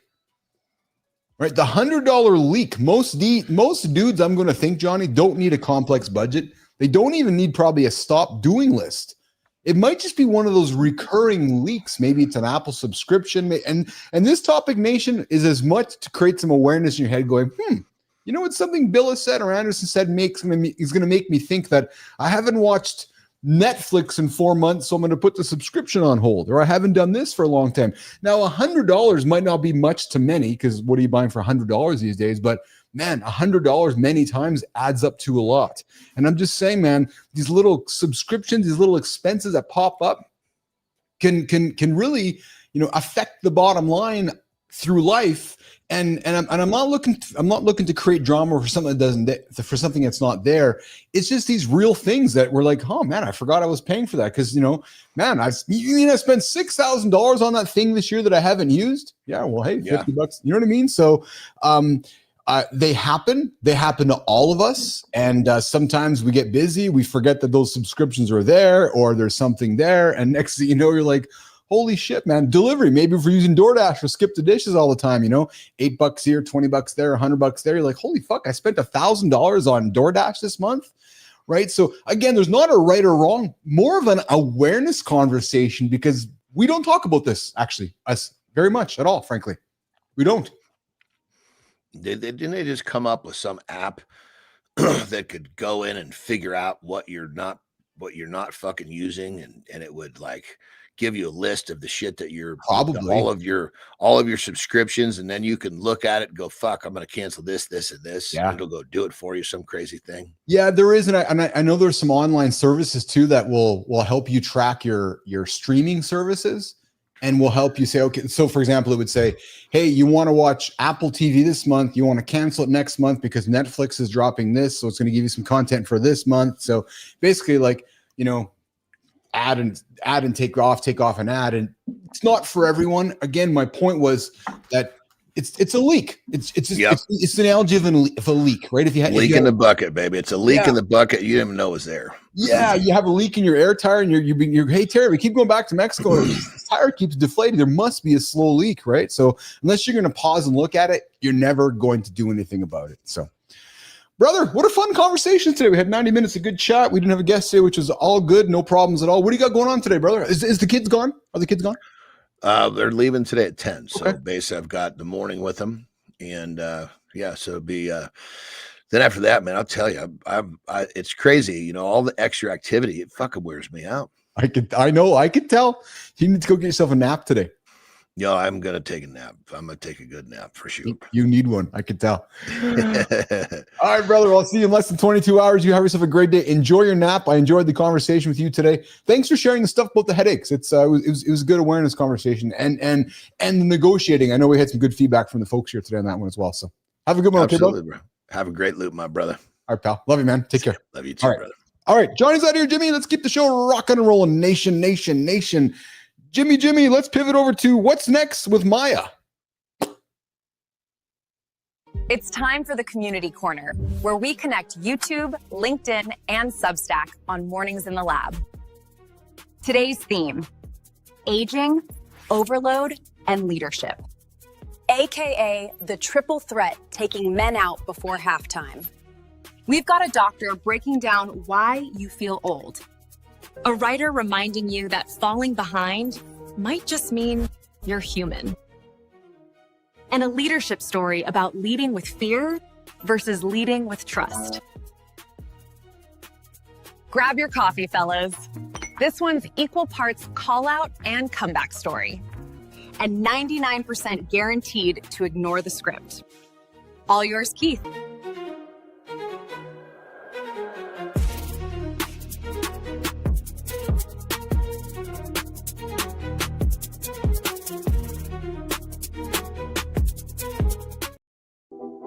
I noticed the details. I love the details. What's the details you guys are wondering about? You guys hear that music that was playing Maya in behind the scenes? Love the details, Melissa. Love the details, Jimmy. It's crazy because I put that together a while back, this music here. Somewhere along the way, my team found the music and weaved it into the community corner. Love that. Love the initiative. Love the awareness. I love the detail. The details what sets many things apart when you think about it, right? The difference between a $20 t-shirt and a $100 t-shirt might be in the detail. It might be in the red thread. Matt Roof ears up. That's made to make that t-shirt. So guys, when you're making anything, doing anything, creating anything, delivering anything, the details matter. Because those that pay attention see the value in those details. And those that see the value in those details will open the wallet for those details. So Jimmy, Melissa, team, I appreciate you. I appreciate you for those details. That is what makes us what we are and why we are. And that's what's making the Mornings in the Lab live network unlike anything happening right now on YouTube. Speaking of YouTube, Nation, you're not aging fast. Fuck no. You're just sitting still too much. You know that feeling when you stand up and something cracks that didn't crack 5 years ago? Yeah, it happened to me this morning. Tom Ritchie, I got up, my knees were like, what are you doing, man? I'm like, oh, fuck yeah. Dr. Seth Capehart says most men over 35. Actually, Jimmy does not. So it's funny because over 35 was asking Jimmy, that's how old he was. He didn't know. Yeah. Most men over 35 feel older, not because of aging, but because of 3 habits they fall into. They stop moving. They get mentally rigid. They eat out of stress instead of hunger. I've been that dude. Sometimes I am that dude. As an EI doctor who sees aging up close, Capehart breaks it down. Movement keeps you young. It's so obvious, isn't it? But yet we all struggle. Kids move constantly. Adults become adults and we stop and we stiffen up. And then we're like, oh, no, I'm an adult. I don't need to move anymore. Well, that mental stress ages us fast. Centenarians credit longevity to staying playful and curious. And eating like an adult, oh man. You know what's funny, Jimmy Nation, is that when we all got to figure out how to eat like an adult. It's like, no, you can't just crush ice cream and craft dinner and peanut butter and jam all the time. No, you got to eat like an adult. Yeah, I think some of us never eat like an adult. But Capehart says something simple but profound. Kids eat to live. Adults live to eat. So here's the invitation, guys. You want to feel different? Move daily in varied ways. You might want to consider laughing more. And eat when you're actually hungry, not when you think you're hungry. Because if you think you're hungry, you're probably not actually hungry. So here's the question for you guys. What's one movement, one habit you had as a kid that you've completely dropped as an adult? Because maybe that's the habit that'll get you on track to get that movement up and get those less creaky knees and less creaky parts of your body. Yep. All right, move on over to Substack, guys. You're overloaded. We all sit back. Advice here, advice there, consuming advice. Reading the newsletters, watching the videos, and then you feel guilty for not doing all of it. You been that guy? I have. Like, man, why did I read all that? Season, you're still here, brother. I appreciate you, man. Go have fun instead of focus on food. Yes. Go have some fun, then crush the food after, eh? Seasoned. Jack Hopkins on Substack says that feeling isn't failure. It's actually overload. The amount of information has exploded. But the mental bandwidth that we all have, it hasn't. And think about that, guys. Think about this for a quick moment. Information overload, nonstop, everywhere. A cycle of it, 24/7, coming at us from all directions. But has anybody given us the tools to increase the mental bandwidth? No. So, trying to act on every piece of advice might be cognitive overload, dressed up as maybe guilt. So, what Jack suggests is treat information like a buffet. Think about that for a moment. All this information there, think of it as a buffet, not a prescription. Just pick one actionable idea that you can get done. Maybe today, maybe this week. And then let the rest of it go for now. I've been getting much better at that. Going, okay, I got to get this done because I can't pull 48 levers at once. The goal isn't to keep up. It's to stay conscious and focused on what matters today, not next week, next month. You're going to get a lot of chance to focus on next week, next month. Focusing on what's in front of you today. So here's what I'm going to say. You're not behind, guys. No, you're human. And you're doing better than you think just by showing up. So the question we got to ask ourselves is this: what's one piece of advice that somebody's given you that you carry around as guilt nonstop that you need to let go of. And what are you doing to get rid of it? Going for a walk, having a conversation, stuffing your face with guilt. All right, let's move on over to LinkedIn, Jimmy. Let's lead with some fear versus trust.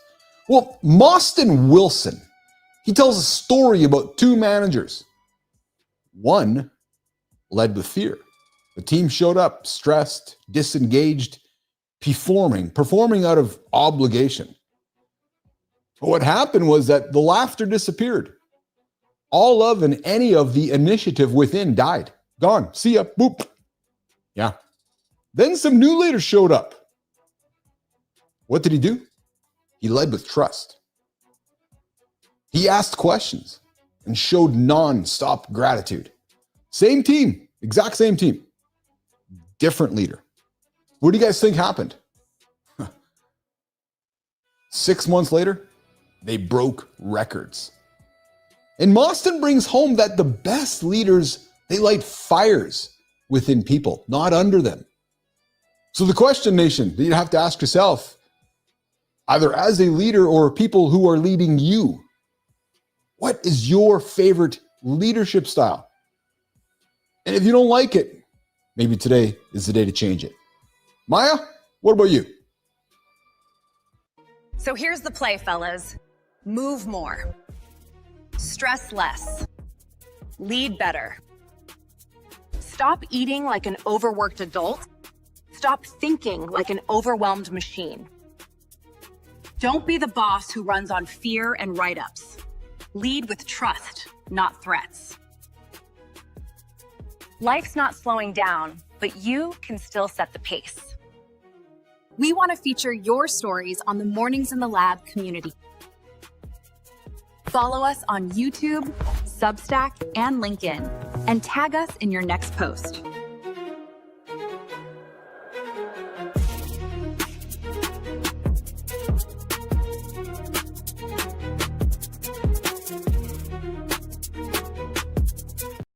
Hey guys, as the show is coming to an end, while the show may be over, the conversation continues. Where does it continue? It continues in the Mornings in the Lab live community. Yep, right here on the channel, the Mornings in the Lab live network. Mornings in the Lab with Keith, Jon, and friends every single day, 8 o'clock Eastern time, right here on the channel. Matt Roof opens it up every day, 7:30 Eastern time. You got 30 minutes of warm, entertaining, kind content to help you get up and get after it with Matt Roof. 7:30 Eastern time, right here on YouTube, LinkedIn, and X as well. And then 8 o'clock, we get it going here as well, guys. And we go Monday to Friday. Yes, sirree. Well, favorite topic today, guys? What do you guys got going on today? What's on your agenda today? I'll tell you what's on my agenda today. Got a couple meetings today and working on automation. Yes, it's clear to me that, you know, we got the show to a spot, a good space. Now for me, it is all about scaling it. What's going on, Ross Mayab? I found you all again. What's going on, Ross? Good to have you here on Mornings in the Lab with Keith, Jon, and friends. What is shaking, Ross? How have you been since the last time you stumbled through the lab? Good to have you on the show. But guys, what are you working on? What are your big projects? I was saying earlier to Jon that you've been through hell and back, eh? Well, I'd love to hear. You want to share? 431-300-3005. 431-300-3005. Phone lines are open. So Ross, you want to give me a call? Love to hear where the hell and back has been.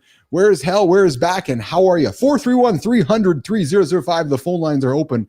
If you want to join the live call right now, I'll take you in here. But we're talking about what we're working on right now. And I am working on a big project I'm quite excited about. Let me share it with you guys. What the hell? If I can share it.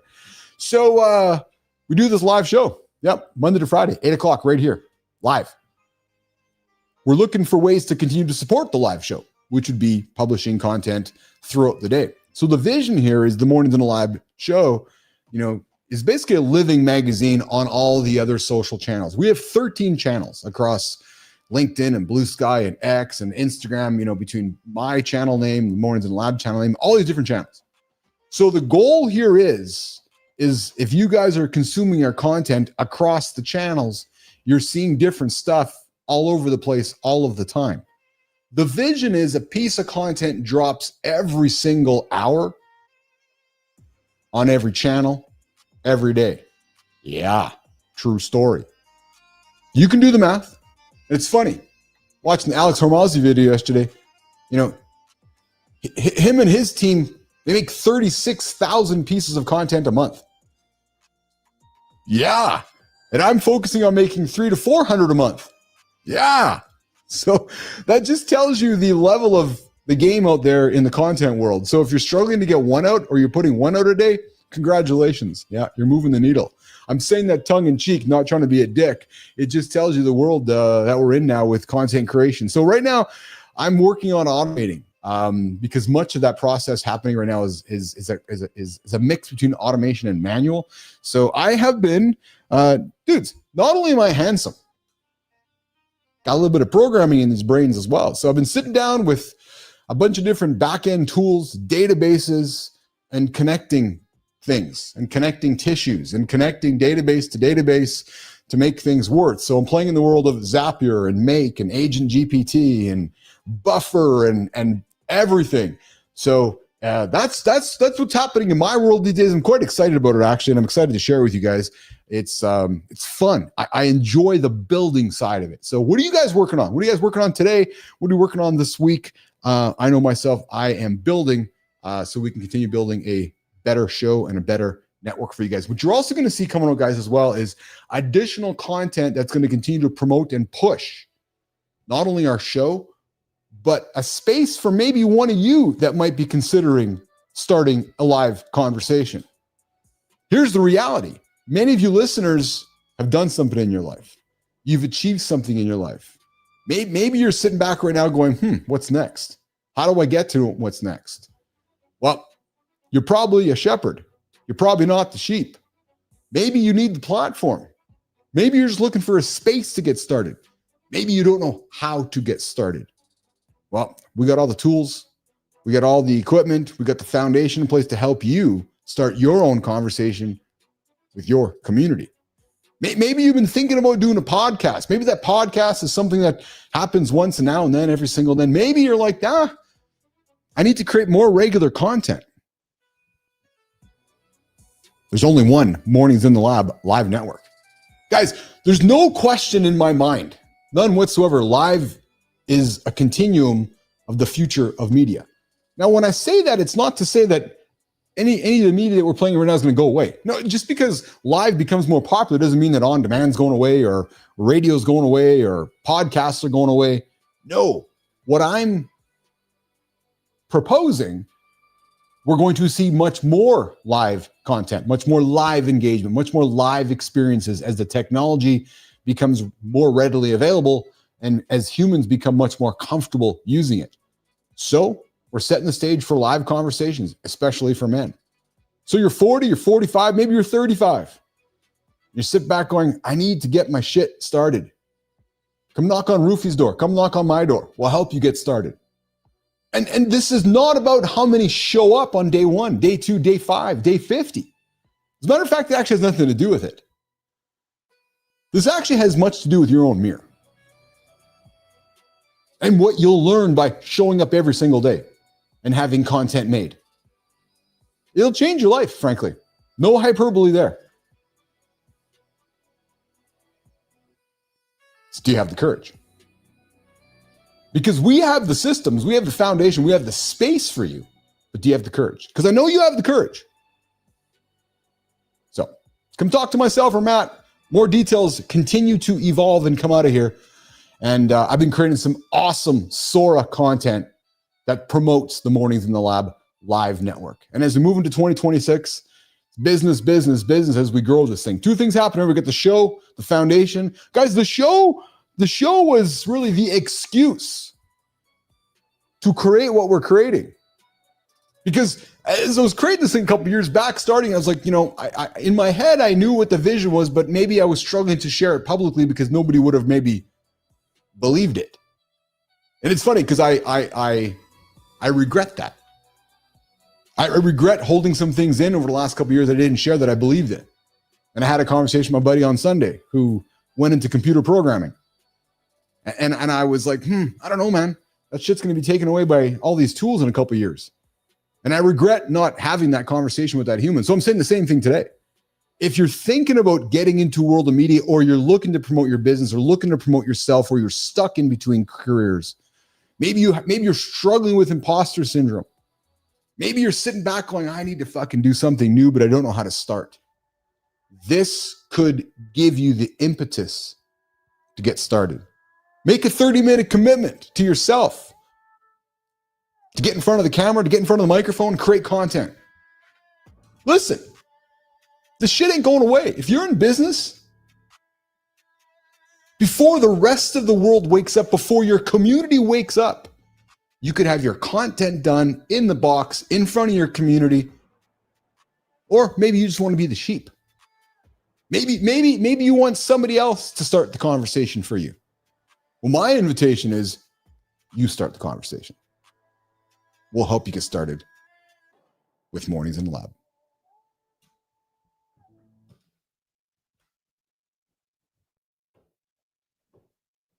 I got to move my buttons around, Jimmy. I keep saying that. Guys, this is a wrap today. Woo, baby. Looking at the content, looking at the comments over here. We got Roofy. Yes, go live. I agree. We got Sullivan finally finishing one book, aiming to finish 2 books per month on the regular. That's awesome, Mike. Mike's plans today.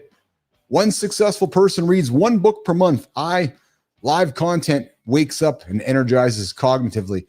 Hey guys, here's something else to consider too. Many folks want to write a book. It's awesome. I joke about it all the time. It's a running joke in my world. It's a running joke with the handsome chief that I'm not a best-selling author.